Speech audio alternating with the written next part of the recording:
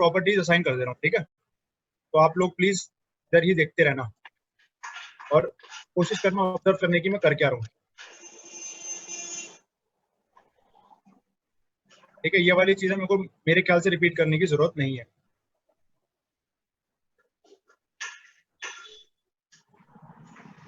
ठीक है। ये मैंने सारी बीम सेलेक्ट करी, assign to selected beams option, मैंने बीम को असाइन कर दिया, ठीक है। क्या यार, एक काम करें, बहुत ज्यादा बड़ा हो जाएगा, कंफ्यूजिंग।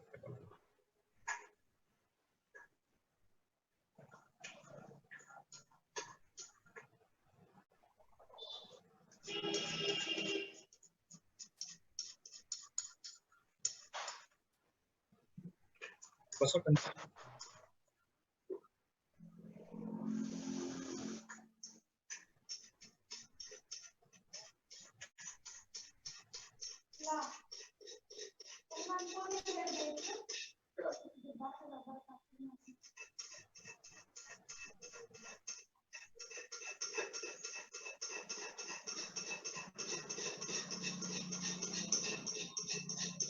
बस आप देखते रहो, ठीक है। डिफॉल्ट आप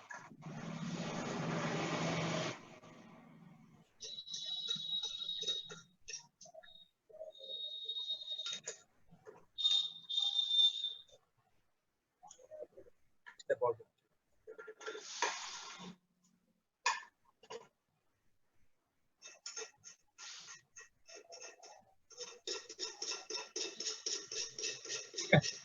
इसको लेके चल रहे हैं, लेके चल, ज्यादा बड़ा नहीं करना चाह रहा मैं, ताकि आप लोगों को चिल समझ में आ जाए। इसको एक बार और रिपीट कर ही लेते हैं साइड में। क्या हो गया, देखिए इतना, ठीक है। क्या हुआ,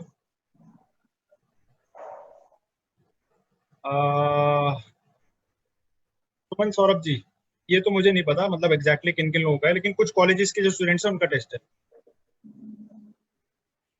सुमित जी, आप एक काम करो, तो मैंने कल लिंक सेंड किया था ना, आप मुझे, अगर आप जाने वाले हो थोड़ी देर में 11 बजे से पहले, तो आप अपना ईमेल आईडी देके चले जाओ, ठीक है।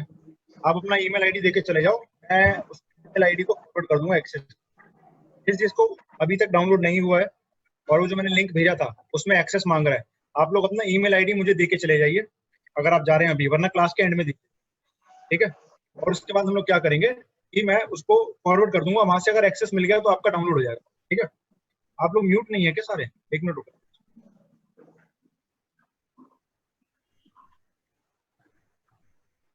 अब ठीक है, चलिए,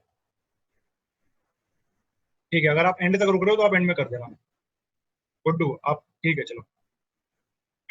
आइए आगे देखते हैं, वरना अगर मान लीजिए उसमें कुछ प्रॉब्लम आती है अभी भी, आज अगर प्रॉब्लम आई तो मैं कल तक कुछ भी करके आपके लिए कुछ और तरीका ढूंढ के लाऊंगा डाउनलोड करना, ठीक है।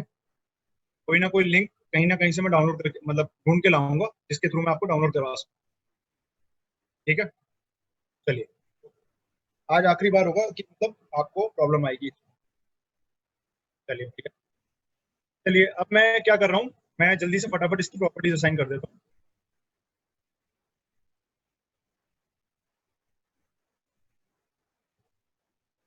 चलिए, हमें वैसे भी लोड पढ़ना है यार, मैं सेम प्रॉपर्टी असाइन कर दे रहा हूँ टाइम बचाने के लिए, ठीक है।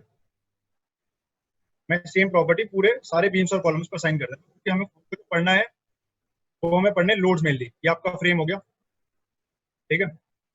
अब इसके बाद मैं सपोर्ट प्रोवाइड कर देता हूँ फटाफट जाके, ये मैंने कल आपको सब सारी चीजें बता दी थी, तो इसको मैं रिपीट नहीं कर रहा हूँ बोल के, आप लोगों को समझ में आ रहा होगा कि मैं कर क्या रहा हूँ, ठीक है। चलिए, अब मैं आता हूँ लोड्स एंड डेफिनेशन पे। तो हम कल आ चुके थे और उसके बाद हमने क्या किया था, लोड केसेस डिटेल्स में जाके हम लोगों ने डेड लोड तक पढ़ लिया था मेरे ख्याल से। एक मिनट, क्या हम लोगों ने लोड्स एंड डेफिनेशन स्टार्ट करा था कल? मेरे ख्याल से हम लोगों ने डेड लोड तक पढ़ लिया था ना, डेड लोड और नोडल लोड तक पढ़ लिया था मेरे ख्याल से, जहां तक मुझे याद आ रहा है। नोडल लोड और डेड लोड दोनों बताए थे मैंने, हाँ जी। चलिए, बढ़िया, तो और आसान हो गया काम, क्योंकि मैं उनको फटाफट से लगा दूंगा आपको बिना ज्यादा समझाए। तो यहाँ पे मैंने क्या किया, सबसे पहले एक डेड लोड का प्राइमरी लोड केस बनाया, यहाँ पे जाके डेड लोड लिखा और इसको शॉर्ट फॉर्म में डीएल कर दिया मैंने, और जाके मैंने क्लिक करा ऐड पे। फिर अब दूसरा देखो, अभी अभी फिलहाल नहीं कर रहा, डेड लोड में क्लिक किया मैंने, ऐड पे गया, ठीक है। ऐड पे जाने के बाद सबसे पहले मैंने सेल्फ वेट किया था, कल मैंने आपको बताया था वाई डायरेक्शन क्यों करते हैं, क्योंकि वाई डायरेक्शन ही है ऐसी डायरेक्शन जो मुझे लोड लगाने का मौका देती है ऊपर से नीचे, ठीक है। वाई डायरेक्शन ऐसी डायरेक्शन है जो कि मुझे मौका देती है ऊपर से नीचे की तरफ लोड लगाने का। ऊपर से फिर दूसरी बात ये आ गई कि मैंने क्योंकि माइनस लगा दिया तो ये चीज कंफर्म कर दी कि नीचे की तरफ कोई लगा रहा हूं मैं। अब नीचे क्यों लगाते हैं सेल्फ वेट, क्योंकि ग्रेविटी एक्ट करती है, तो ग्रेविटी की वजह से जो सारा का सारा लोड है वो नीचे एक्ट करेगा। और वन का मतलब मैंने आपको बताया था फैक्टर्ड वैल्यू होती है किसकी, कि आप 100% ऑफ द बिल्डिंग को कंसिडर करके चल रहे हैं। अगर आपको 50% बोला जाएगा आप 0.5 लेंगे, ठीक है। हाँ ठीक है, कोई नहीं अंकित, मैं फटाफट रिपीट करवा रहा हूँ एक तरीके से। अगर आप 0.5 लेंगे तो 50% हो जाएगा, और अगर आप टू फैक्टर लेंगे तो वो 200 टाइम्स हो जाएगा, 200% हो जाएगा, ठीक है। अगर ऐसा बोला जाए तो आप फैक्टर को चेंज करते रहेंगे, अगर नहीं बोला जा रहा तो आप वन फैक्टर लेके ही चलेंगे हमेशा। इसको ऐड कर दिया आपने, इसके बाद क्लोज कर दिया। अब मैं आपको ये क्वेश्चन मार्क जब सामने आ रहा है, मैंने आप लोगों को ये बात बताई थी कि क्वेश्चन मार्क का मतलब असाइन करना है। अब मैंने आपको ये बात भी बताई थी कि सेल्फ फिट ऑटोमेटिकली असाइन हो जाता है अपने पूरे के ऊपर, क्यों, क्योंकि मुझे पता है कि जो भी अपने अपने कंपोनेंट्स हैं, फॉर एग्जांपल ये बीम है और ये कॉलम है, अभी तो सबके साइजेस सेम है लेकिन लेंथ अलग अलग है। कॉलम की लेंथ 3 मीटर है, बीम की लेंथ 4 मीटर है, ठीक है। तो इनके जो वेट होंगे, जो डेंसिटी होगी उसमें फर्क आ जाएगा, ठीक है।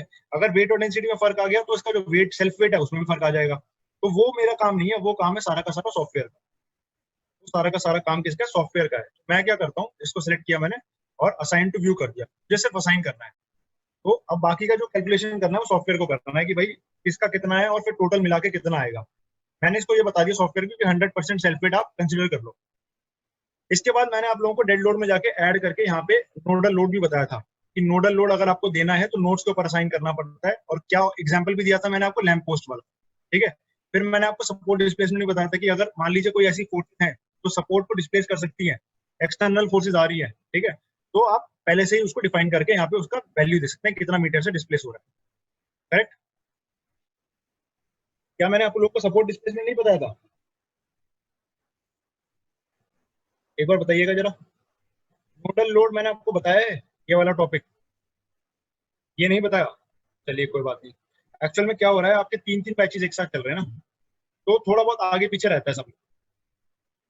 ठीक है बताता हूँ, कोई बात नहीं कोई बात नहीं कोई बात नहीं कोई बात नहीं, मैं अब बताता हूँ आपको, ठीक है। सुनिए, ये फिर नया हो गया आपके लिए आज का।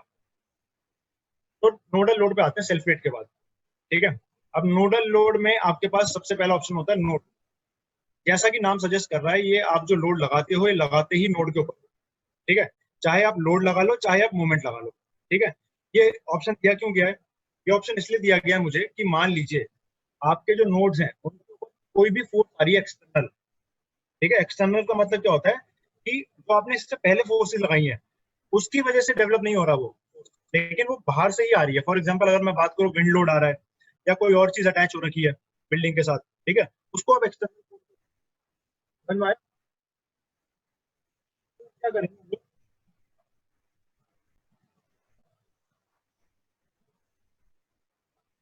हम लोग, क्या करेंगे कि हम लोग यहाँ पे एफएक्स में, ठीक है।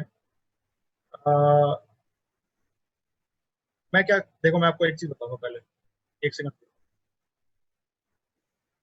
नोडल लोड का एक एप्लीकेशन तो दिखा दूं कम से कम कैसे आएगा।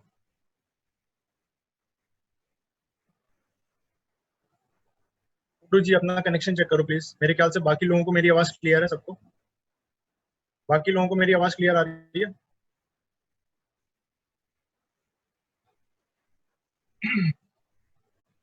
ठीक है, बाकी लोगों को क्लियर है गुड्डू जी, इसका मतलब आपकी साइड से प्रॉब्लम है। आगे बढ़ते हैं। मान लीजिए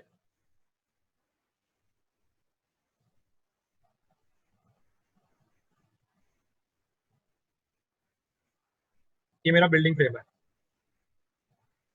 ठीक है। फ्रंट व्यू से दिखा रहा हूँ मैं आपको, ये नीचे का हो गया ग्राउंड फ्लोर फर्स्ट फ्लोर, ठीक है। अब ये फ्रंट व्यू से आप लोग देख रहे हैं, इसमें क्या है हिसाब किताब कि ये जो नोड है आपका, जो आप ये वाला नोड देख रहे हैं, ठीक है, मान लीजिए ये वाला जो नोड देख रहे हैं आप, या फिर आप ये वाला नोड मान लीजिए, जो आपकी मर्जी है, ठीक है। इस पे आपकी बिल्डिंग के टॉप के इस नोड पे यहाँ पे एक लैंप पोस्ट लगा हुआ है, ठीक है। यहाँ पे आपका एक लैंप पोस्ट लगा हुआ है जिससे लाइट जा रही है। अब वो लाइट क्यों लगाई गई है उसके बहुत सारे रीजन हो सकते हैं। हो सकता है वो लाइट आप लोगों ने लगाई हो अपने घर पे, ठीक है। क्यों? क्योंकि यहाँ पे साइड में आपका थोड़ा खेती का इलाका है, फार्मिंग का इलाका है, आपको अपने खेत पे नजर रखनी है, ठीक है, फार्म पे नजर रखनी है। या दूसरा रीजन ये हो सकता है ये सरकार ने लगाई हुई लाइट हो, क्योंकि यहाँ से जो रोड जा रही है ताकि वहां पे इल्यूमिनेशन रहे, वहां पे लाइट थोड़ी सी रहे ताकि लोग यहाँ से सेफली मूव कर सके, ठीक है, बिना अंधेरे के। तो हो सकता है वो रीजन है। यहाँ पे जो लैंप पोस्ट आपका लगा हुआ है, ठीक है, जो आपका यहाँ पे लैंप पोस्ट लगा हुआ है, वो लैंप पोस्ट किस तरीके की पोस्ट लगाएगा?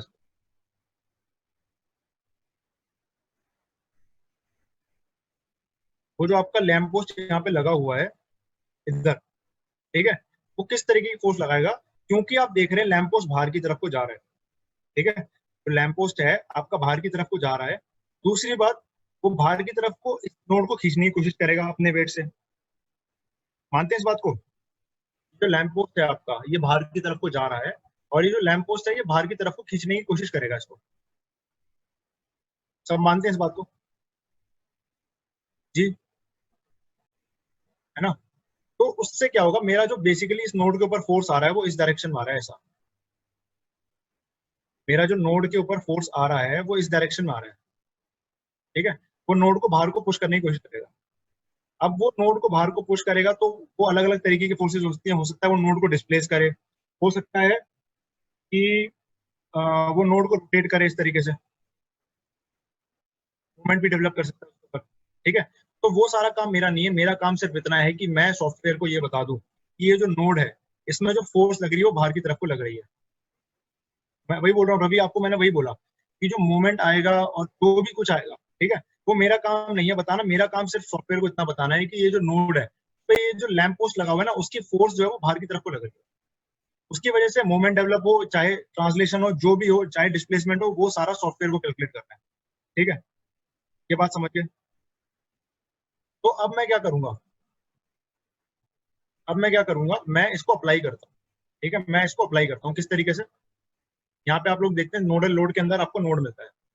इस नोड में अब डायरेक्शन कोई भी हो सकती है, मैं सिर्फ आपको एफ एक्स डायरेक्शन में समझा रहा हूँ। आपकी डायरेक्शन एक्स में भी हो सकती है, वाई में भी हो सकती है, जेड में भी हो सकती है, पॉजिटिव भी हो सकती है, नेगेटिव भी हो सकती है। लेकिन जो मैंने केस अभी लिया है, ठीक है, मेरा अगर एक्सिस सिस्टम ऐसा है तो बताना, पॉजिटिव लूंगा नेगेटिव लूंगा? बताइए। अगर मेरा एक्सिस सिस्टम ऐसा है तो मैं पॉजिटिव लूंगा कि नेगेटिव लूंगा? बताइए सबको। ठीक है, क्लियर है सबको?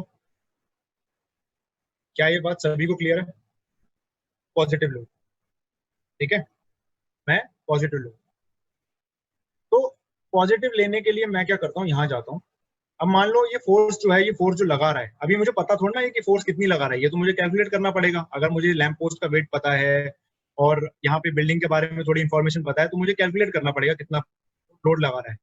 अभी के लिए मैंने क्या किया, मान लो मैंने ये बात बोली कि ये 2 किलो न्यूटन तक का लोड लगा रहा है, और तो बहुत ज्यादा है 2 किलो न्यूटन, ठीक है, लेकिन मैंने मान लिया, चलो असम्पशन के तौर पे मान लो आप लोग, ठीक है। तो मैंने क्या किया, मैं यहाँ पे गया और एफ एक्स में मैंने 2 किलो न्यूटन की फोर्स डाल दी,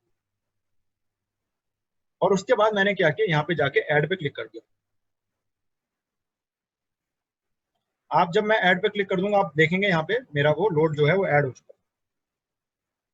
तो मैंने आपसे कहा कि भाई एफ एक्स 2 किलो न्यूटन की फोर्स लगा दी, मतलब एफ एक्स का मतलब क्या होता है, एक्स डायरेक्शन में जो फोर्स आ रही है।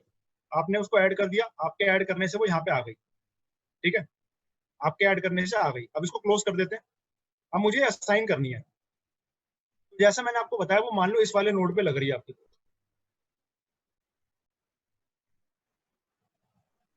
तो आप लोग क्या करेंगे, यहाँ पे इसको नोड को सिलेक्ट, नोड कर्सर को सिलेक्ट करेंगे, आपने इस नोड को किया सिलेक्ट, ठीक है।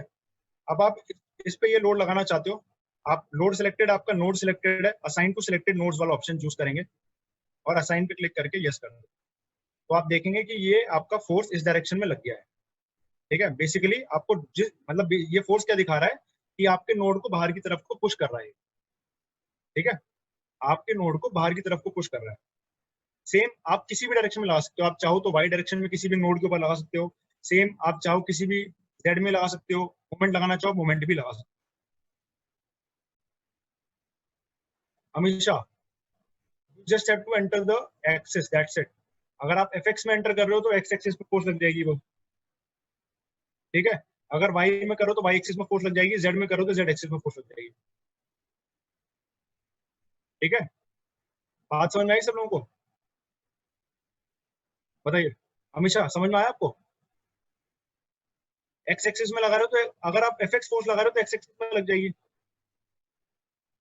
हमेशा जी एक बार आप क्या करो, डिस्कनेक्ट करके दोबारा ज्वाइन करो, सही हो जाएगा। डिस्कनेक्ट करके जो दोबारा ज्वाइन करोगे सही हो जाएगा, करो एक बार। चलिए, तब तक फिर मैं आपको अगला और बता दूं, आखिरी टॉपिक। अगला जो टॉपिक है हमारा वो है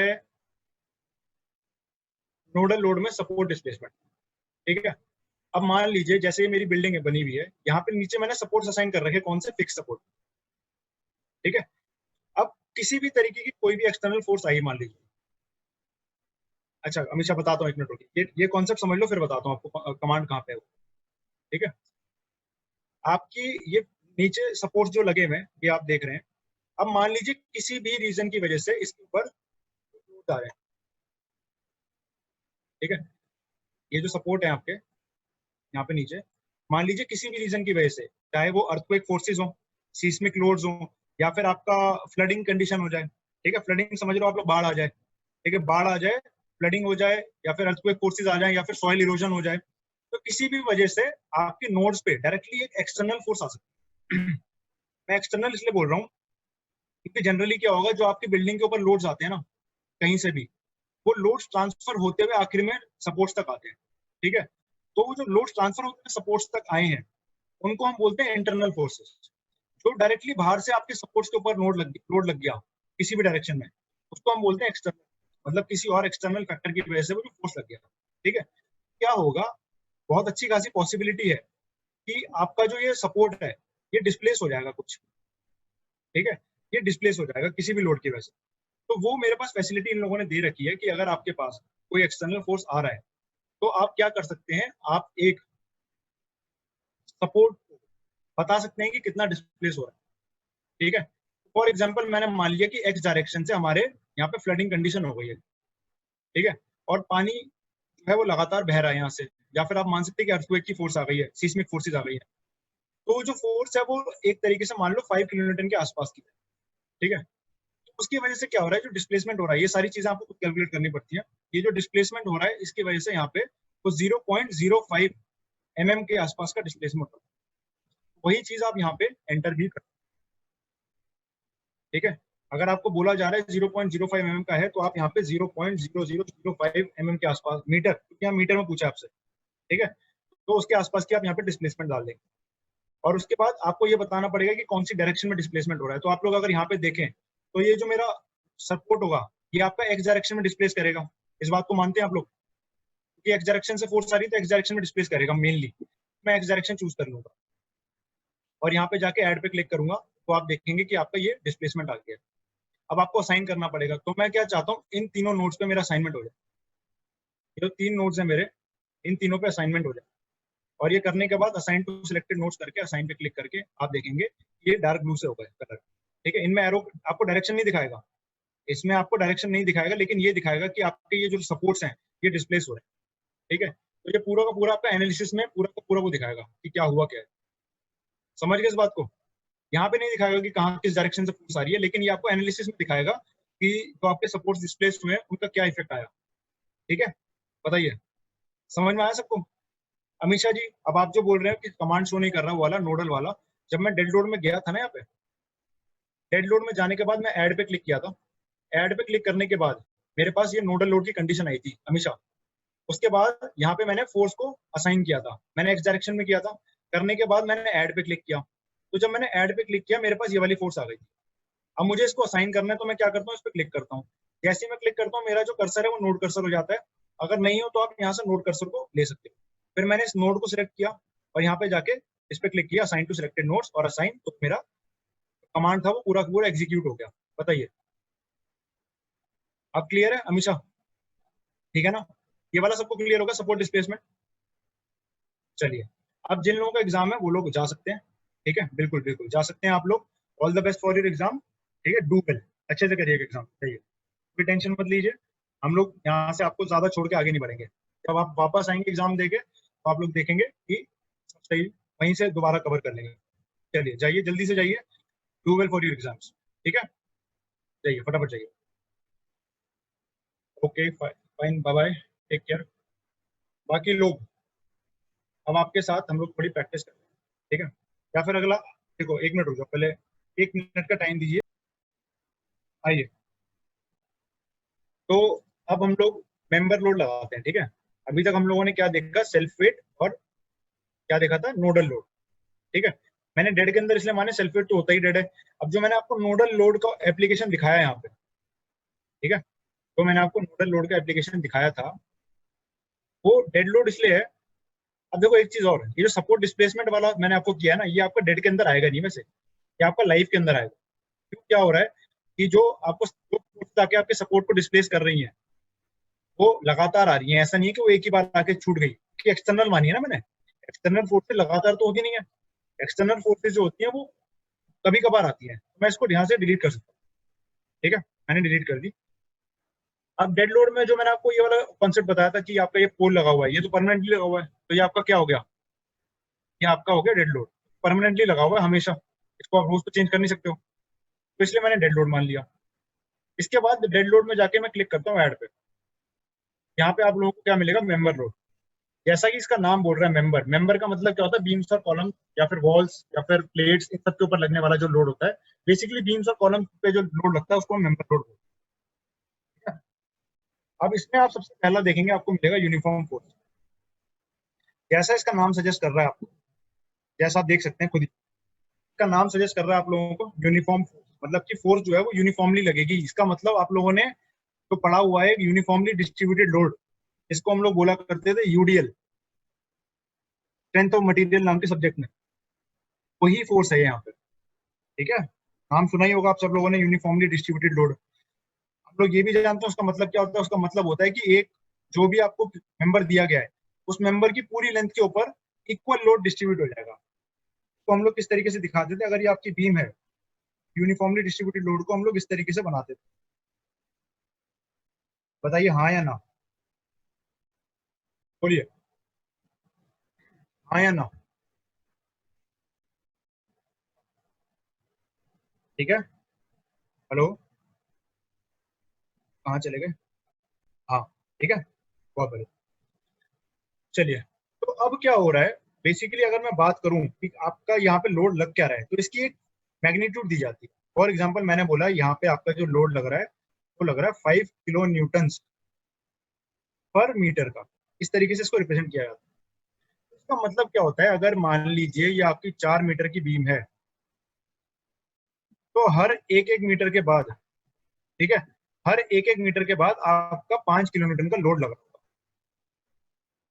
हर एक एक मीटर के बाद आपका जो लोड लग रहा होगा 5 किलो न्यूटन का लग रहा होगा। तो इससे हमें क्या पता लगता है कि जो लोड है वो यूनिफॉर्मली डिस्ट्रीब्यूटेड है मेरी बीम के ऊपर, ठीक है।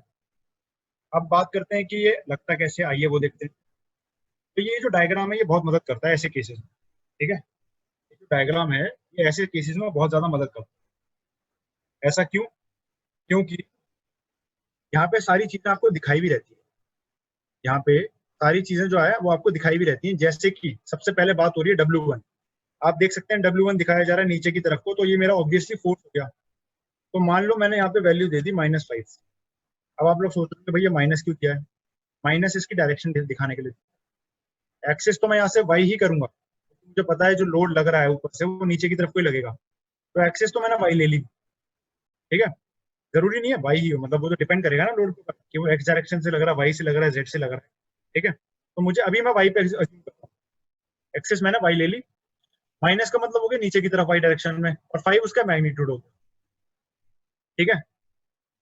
अब अगर मैं ये D1 D2 D3 दिख रहे हैं, आप लोग यहाँ पे देख सकते हैं D1 D2 D3 दिख रहे हैं, अगर मैं इनको रखता हूँ 0, तो आइए देखते हैं कि होता क्या है। यहाँ पे जाके क्लिक करूंगा ऐड पे और क्लोज कर दूंगा। अब आप देख रहे हैं यहाँ पे मेरा डिफाइन हो गया। इसका एनोटेशन देखिए यूनी, मतलब यूनिफॉर्मली डिस्ट्रीब्यूटेड लोड है GY डायरेक्शन में और -5 उसका मैग्नीट्यूड। मैंने किया इसको सिलेक्ट, मैं असाइन करना चाहता हूँ इस बीम के ऊपर, तो मुझे बीम कर्सर लेना पड़ेगा पहले। मैंने ये बीम कर्सर से इस बीम को किया सिलेक्ट, मेरा लोड सिलेक्टेड है, बीम सिलेक्टेड है। ये ऑप्शन मैंने आपको बता रखा है 1000 बार, sign to selected beam. Sign पे क्लिक करेंगे, यस करेंगे, तो आपका जो लोड है वो इस तरीके से अप्लाई होगा। जो आपका लोड है वो इस तरीके से अप्लाई होगा। बताइए समझ में आया? ये कब हुआ है? जब मैंने D1 D2 D3 जो यहाँ पे लिखा हुआ आ रहा था उनको रखा है 0, ठीक है, -5 नीचे की तरफ को, और यूनिफॉर्मली डिस्ट्रीब्यूटेड है। और ये जो एरो है ये आपकी इंटेंसिटी भी दिखाता है एक तरीके से। कंपेयर कंपेयर कर सकते हो आप इंटेंसिटीज को। देखो जब मैं अगर इस -5 को -10 कर दूं ना, और यहाँ पे चेंज करूं क्लिक पे। अच्छा एक चीज और बता दूं मैं आपको, यहाँ पे जब डबल क्लिक करते हो तो आपको चेंज करने का ऑप्शन होता है। यहाँ पे भी प्रॉपर्टी चेंज करनी है तो -10 कर दिया मैंने, तो आप देखोगे यहाँ पे चेंज का ऑप्शन जो है वो हो जाता है, मतलब एक्टिवेट हो जाता है। आप करेंगे चेंज पे क्लिक तो आप देखोगे एरो बड़े हुए, ठीक है। तो कंपेयर करने में काम आते हैं, ऐसा कुछ नहीं कि एग्जैक्ट मैग्नीट्यूड पता लग जाता है आपको उसको देख के, नहीं ऐसा नहीं है, कंपेयर करने का काम आता है। दूसरी ये वापस चेंज करना है मुझे, -5 वापस कर दिया मैंने और चेंज पे क्लिक करके क्लोज, ठीक है। अब देखिए ये बात बताइए पहले, सबको समझ में आई? बताता हूँ अभिनंदन, पहले ये बताओ यहाँ तक सबको समझ में आया?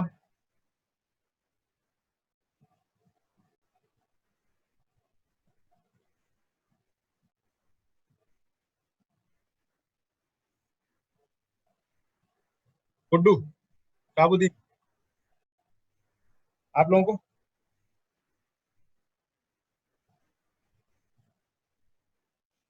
बताइए, आप लोगों को समझ में आया गुड्डू को, शाहबुद्दीन जी?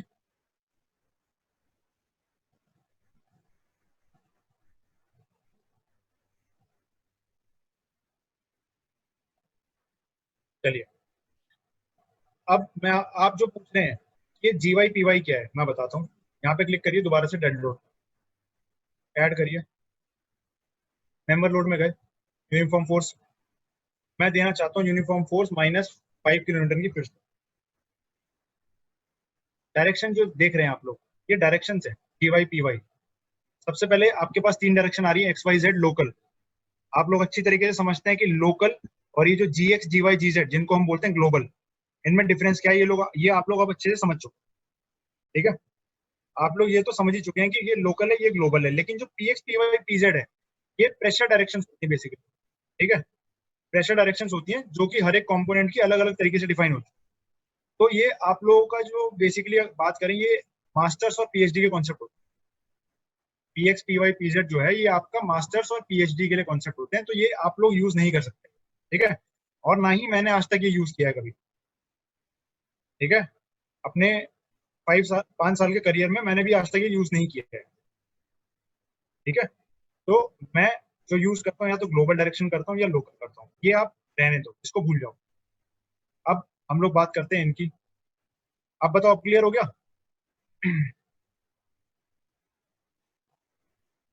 ठीक है अभिनंदन, आइए। तो अब मैं क्या करता हूँ, यहाँ पे D1 D2 D3 का कॉन्सेप्ट समझो। देखो ये D1 D2 D3 का जो कॉन्सेप्ट है ये यहाँ से लेके आगे तक बहुत जगह तक चलने वाला है, तो एक बार अगर समझ में आया तो बहुत ही बढ़िया बात हो जाए। यहाँ पे आप लोग देख रहे हैं D1 की वैल्यू 0 लिखी थी जब मैंने, D2 की 0 लिखी थी, D3 की 0 लिखी थी, तो क्या हुआ था, पूरे के ऊपर यहाँ इस एंड से लेके इस एंड तक पूरे के ऊपर जाके वो लग गया था लोड मेरा। यहाँ पे आप डायग्राम में देख सकते हैं आप लोग कि D1 जो लिखा हुआ है यहाँ पे वो लिखा हुआ है मतलब बीम की जो स्टार्टिंग है, जो मेरा मेंबर है उसकी जो स्टार्टिंग है वहां से लेके वहां तक का डिस्टेंस जहां पे मेरा लोड लगना शुरू होगा उसको D1 बोलेंगे। अगर मैंने D1 0 रखा है इसका मतलब ये वाली लाइन यहीं पे आ गई ना, तो स्टार्टिंग से लग गया था लोड। अगर मैं मान लो मेरी 4 मीटर की बीम है यहाँ पे, ठीक है, तो मैं अगर मान लो D1 की वैल्यू यहाँ पे दे देता हूँ 1 मीटर, तो इसका मतलब क्या होगा कि जो मेरा ये लोड है UDL, ये बीम के पहले के 1 मीटर पे नहीं लगेगा, उसके बाद से लगना शुरू होगा। समझ में आई? फिर आप लोग देखेंगे D2 क्या दे रखा है, D2 दे रखा है स्टार्टिंग ऑफ द बीम से लेके उस लेंथ तक का पोर्शन, उस क्रॉस सेक्शन तक का पोर्शन जहां पे लोड लगना खत्म होगा। अगर मैंने D1 की वैल्यू 1 दी है, D2 की वैल्यू 0 दी है, तो इसका मतलब क्या होगा कि आपका जो लोड है वो बीम के स्टार्ट होने के 1 मीटर बाद से लगना शुरू होगा, वहां से लेके एंड तक लगेगा पूरा, वहां से लेके एंड तक पूरा का पूरा लगेगा, उसको बोलेंगे D2 0। लेकिन अगर मैं D2 की वैल्यू यहाँ पे 3 मीटर दे दूं, तो इसका मतलब क्या हो गया कि बीम के स्टार्ट होने के 1 मीटर बाद लोड लगना शुरू हुआ, और बीम के स्टार्ट होने के 3 मीटर तक लोड लगता है। तो बेसिकली जो लोड लगा है आपका, वो लगा है बीच के 2 मीटर के स्पैन पे, क्योंकि 1 से 3 मीटर के बीच में था। बताइए, समझे आप लोग? अब आपको दिखा देता हूँ मैं एक बार करके। D3 अभी आपको थोड़ी देर में बताता हूँ। जब आपने ये कर दिया, उसके बाद आप जाके क्लिक करेंगे ऐड पे, आपका यहाँ पे ऐड हो गया। इसको आपको असाइन करना है इस बीम के ऊपर। आपने असाइन टू सिलेक्टेड बीम्स किया, असाइन पे क्लिक किया, तो आप देखेंगे कि इस तरीके से लगा। मतलब है ये यूडीएल ही, लेकिन पूरी बीम के ऊपर नहीं है, पार्शियली डिस्ट्रीब्यूटेड है। ये पहले के 1 मीटर में नहीं है, क्योंकि मैंने D1 की वैल्यू 1 डाली थी, ये दिख रही है आपको लिखी हुई। और बाद के 1 मीटर में नहीं है, क्योंकि D2 की वैल्यू 3 डाली थी। तो 3 जो कैलकुलेट हुआ है वो इस एंड से लेके यहाँ तक की वैल्यू 3 है आपकी। समझे? इस एंड से लेके यहाँ तक की जो वैल्यू आपकी 3 मीटर है। बताइए, क्या आप लोगों के D1 D2 समझ में आया?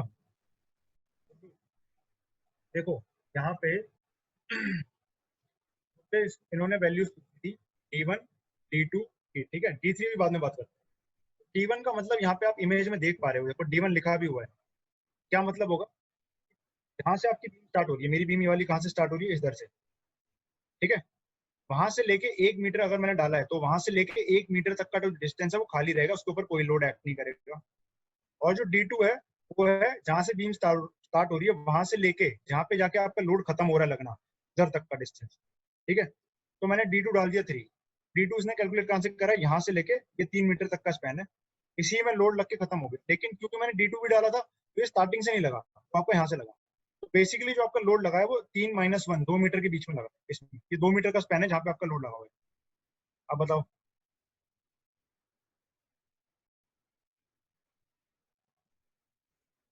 इसको लब हुआ? बात समझ में आई? आप लोग इसको जब प्रैक्टिस करोगे ना, तब आपको और ज्यादा अच्छे से समझ में आएगा।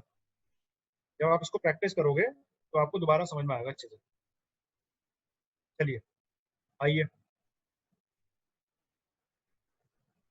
अब मैं आपको बताता हूँ D3 क्या है। अब आप लोग यहाँ पे देख पा रहे होंगे सबके सब स्क्रीन के ऊपर, D3 जो आपको दिखा रखा है वो centre line of the beam जो है, सेंटर लाइन से कुछ एक्सेंट्रिक डिस्टेंस पे लोडिंग हो रही है, इसको बोलते हैं एक्सेंट्रिक लोड, ठीक है। जनरली हम जो कंसिडर करते हैं, हम करते हैं कि बीम की जो सेंटर लाइन जो कि हमको स्टैट प्रो के ऊपर दिखाई जा रही है, ये भी जो सेंटर लाइन है बीम की, तो हमको सेंटर लाइन दिखाते हैं, उसी सेंटर लाइन के ऊपर हम लोग लोड लगा देते हैं। लेकिन ये क्या, ये D3 वाला डिस्टेंस जो होता है, तो ये मेंशन कर रहा है कि आप अगर चाहें तो बीम का जो फेस है, जो आपने क्रॉस सेक्शन डिफाइन किया था, उस पर भी आप लोडिंग कर सकते हैं। तो यहाँ पे देखिए जरा ध्यान से।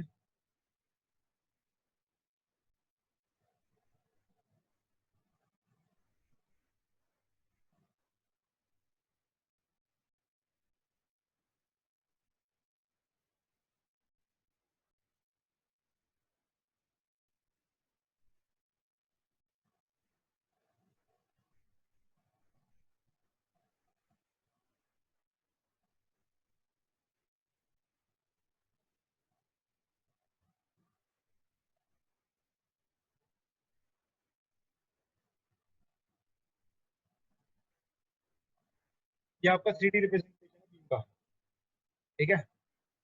ये आपकी बीम का 3D रिप्रेजेंटेशन है। तो हम लोग यहाँ पे लाइन डायग्राम के फॉर्म में देख रहे हैं, ये वाली बीम इसी को मान लो। यहाँ पे क्या हो गया? जी, रवि जी, बिल्कुल। जरूरी नहीं है हाफ हो, ठीक है। जरूरी नहीं है हाफ हो, आप उसको थोड़ा सा बीच में भी लगा सकते हो। यहाँ पे ये ऑप्शन भी आपके पास अवेलेबल है। आप उसको जरूरी नहीं है बिल्कुल एग्जैक्ट हाफ लेंथ पे ही लगाओ, आप उसको बीच में भी कर सकते हो, ठीक है। ठीक है।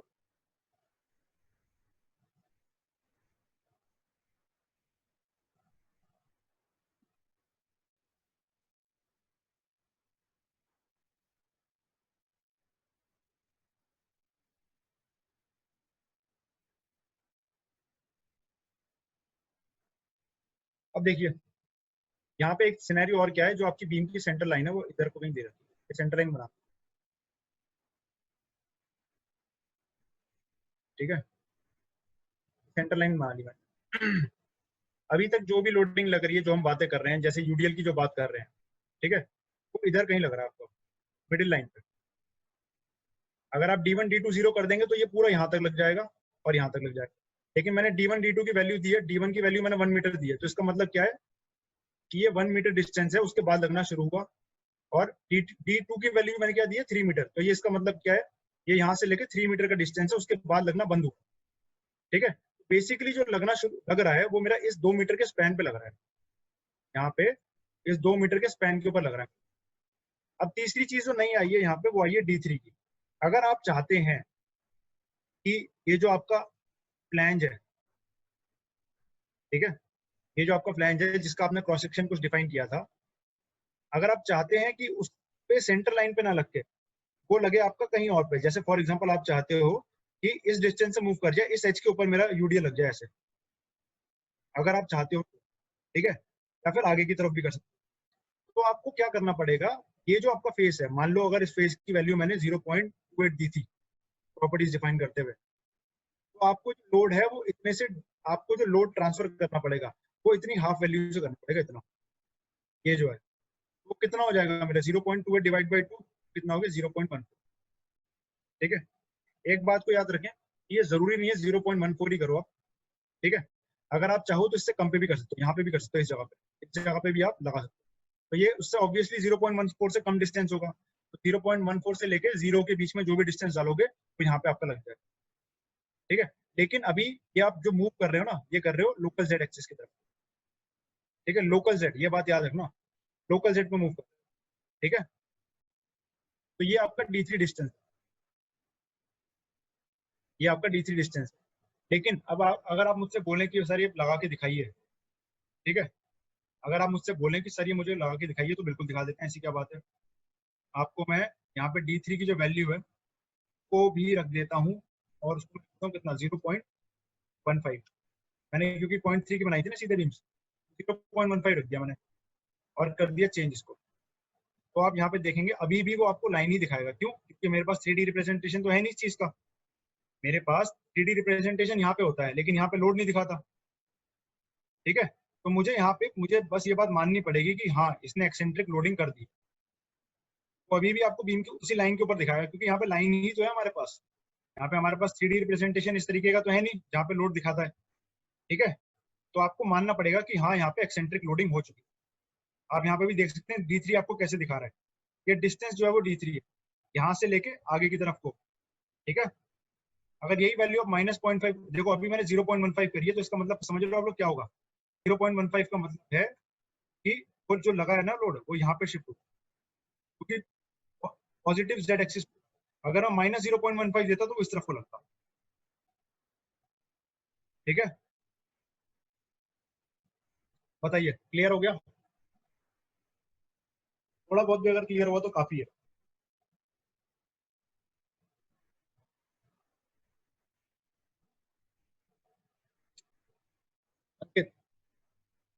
डायरेक्शन है ना, जो डायरेक्शन है वो मेरे इस लोड की है, अगर मैं उसकी डायरेक्शन चेंज कर दूँ कहीं और चला जाएगा। ठीक है, तो ये मैंने एंटर किया ना, ये इसकी डायरेक्शन को चेंज करने के लिए नहीं है, ये इसके डिस्टेंस को शिफ्ट करने के लिए है, ये आगे की तरफ को हुआ है कि पीछे की तरफ को। मेरी बात, ये जो मैंने D3 डाला है ना, वो लोड की डायरेक्शन जो है डाउनवर्ड, उसको चेंज करने के लिए नहीं है, वो ये चेक करने के लिए है कि जो मिडिल लाइन है आगे की तरफ को है कि पीछे की तरफ। समझिए बात को, इसलिए उसकी डायरेक्शन होती ही नहीं है आपसे आपसे मतलब स्पेस में, तो मैं आपको बता रहा हूँ ताकि आप लोगों को समझ आ जाए। इसलिए मैंने बोला जेड एक्सिस में शिफ्ट हो रहा है वो अपने आप, को आप चेंज नहीं कर सकते, को आप चेंज नहीं कर सकते। D3 कहाँ शो करेगा अभिनंदन, आप ही बताओ, वो लाइन ही तो है वहाँ पे, लाइन के ऊपर कैसे आपको कुछ दिखा देगा, लाइन की कोई डेप्थ ही नहीं है।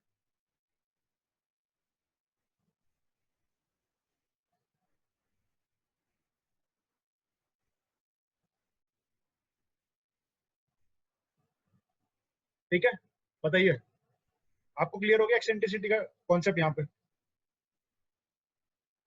आप लोगों को एक्सेंट्रिसिटी का कॉन्सेप्ट क्लियर हो गया सबको, बताइए।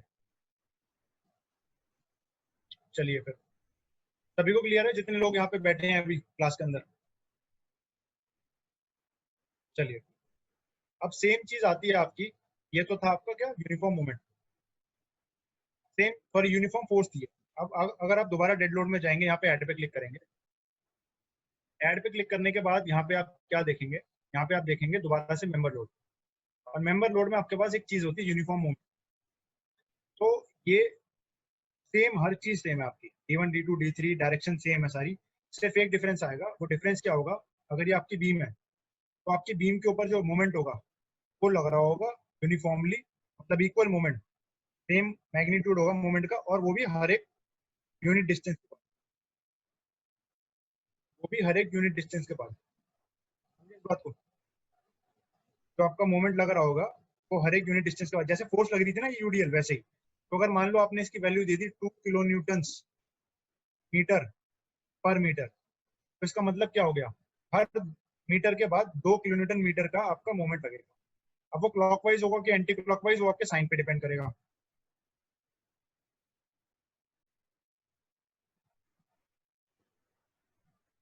अभिनंदन जी, मैंने आपसे कहा था कि तो यहाँ पे नहीं करेगा, लेकिन उसका एनालिसिस में इफेक्ट आएगा, ठीक है? वो आपका एनालिसिस पे इफेक्ट आएगा। तो कुछ प्रोजेक्ट्स में होता है, इस तरीके से काम करा जाता है कि वो एग्जैक्टली उसी जगह पे बीम के ऊपर लोड चाहते हैं जहाँ पे वो रखा हुआ है।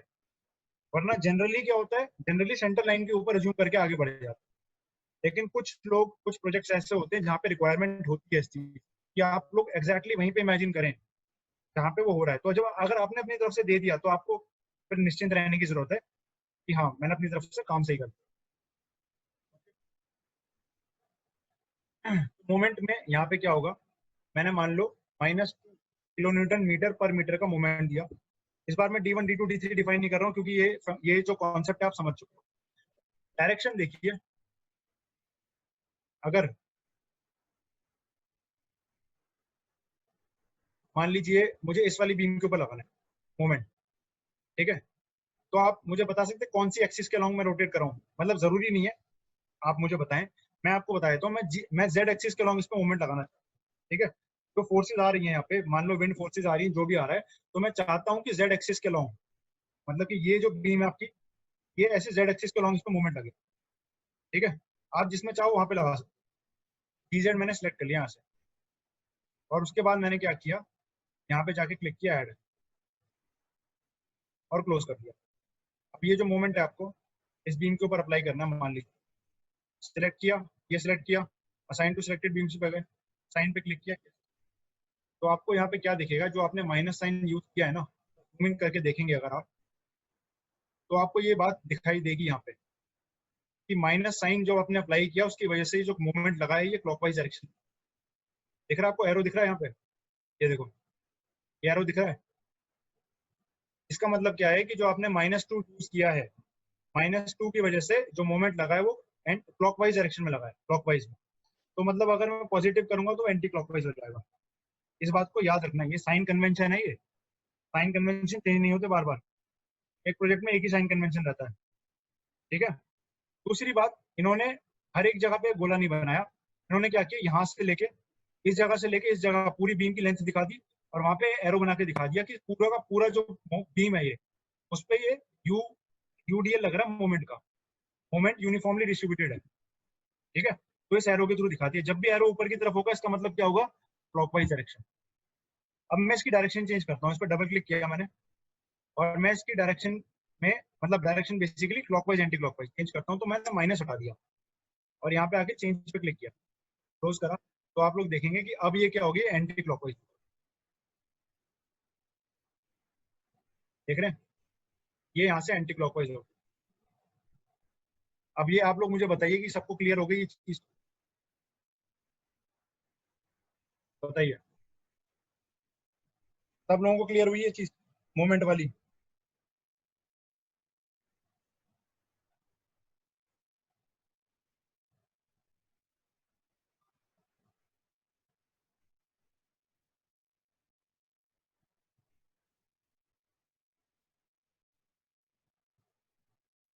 चलिए बहुत बढ़िया, अच्छी बात है, ठीक है।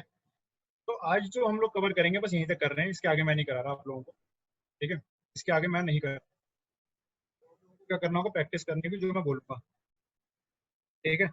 तो मैं बोलने वाला हूँ वो आप लोगों को प्रैक्टिस करनी है, लेकिन जो प्रैक्टिस करनी है वो मैं आपको बताऊंगा 10 मिनट के ब्रेक के बाद। 11:30 हो रहे हैं, 11:40 पे मिलेंगे हम लोग सबके साथ, ठीक है। और गुड्डू और शाबुद्दीन जी आप लोग कहीं नहीं जाएंगे, क्योंकि इन लोगों को काम देने के बाद मैं आपको वो टॉपिक्स कराऊंगा जो आपके रह गए हैं, ठीक है। और भी किसी अगर किसी और की क्लास में हुई थी वो लोग अटेंड करेंगे सबके सब बैठ। सबको क्लियर है ये बात? सबको क्लियर है ना? शाबुद्दीन जी आप हैं यहाँ पे? ठीक है, चलिए। तुम्हें तभी मत दो, क्लास एंड होने से पहले ले लेता हूँ, ठीक है। तो लेते हैं 10 मिनट का ब्रेक, फिर मिलते हैं दोबारा। कोई मीटिंग मत छोड़ना।